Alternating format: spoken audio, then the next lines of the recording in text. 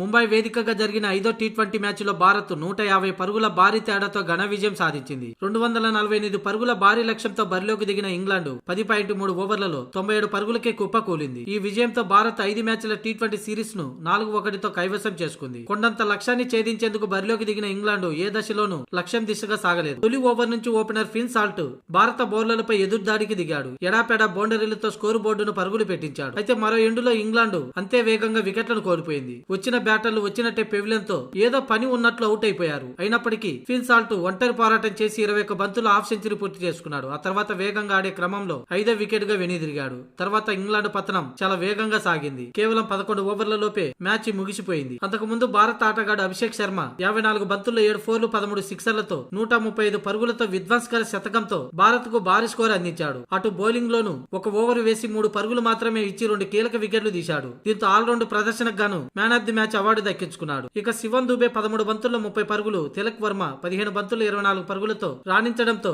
Team India 9 వికెట్లు కోల్పోయి 247 పరుగులు చేసింది. అభిషేక్ శర్మకి ఇది టీ20 అంతర్జాతీయాలలో 2వ సెంచరీ. 17 బంతుల్లోనే హాఫ్ సెంచరీ చేసిన అభిషేక్ శర్మ ఆ తర్వాత కూడా పరుగుల ప్రవాహం ఆపలేదు. కేవలం 37 బంతుల్లోనే సెంచరీని పూర్తి చేసుకున్నాడు. అయితే ఆ తర్వాత కొద్దిసేపు మరో ఎండులో వికెట్లు పడుతుండడంతో తన బ్యాటింగ్ నెమ్మదించింది. లేకపోతే డబుల్ సెంచరీ చేసిన ఆశ్చర్యపోనక్కర్లేదన్నంత ఈజీగా బ్యాట్ తో పరుగుల సునామీ సృష్టించాడు. చివర్లో 18వ ఓవర్లో తన వ్యక్తిగత 135 పరుగుల వద్ద అవుట్ అయ్యాడు. ఇక ఆ తర్వాత టీమిండియా బౌలర్లు కట్టుదిట్టంగా బంతులు వేయడంతో ఇంగ్లాండ్ 97 పరుగులకి ఆల్అౌట్ అయింది. మొత్తంగా భారత్ 150 పరుగుల భారీ తేడాతో గెలుపొందింది. షమి 3 వికెట్లు తీయగా దూబే, వరుణ్ చక్రవర్తి, అభిషేక్ శర్మలు తలా 2 వికెట్లు తీశారు. మొత్తంగా ఈ విజయంతో 4-1తో సిరీస్ ను చేజిక్కించుకుంది భారత్.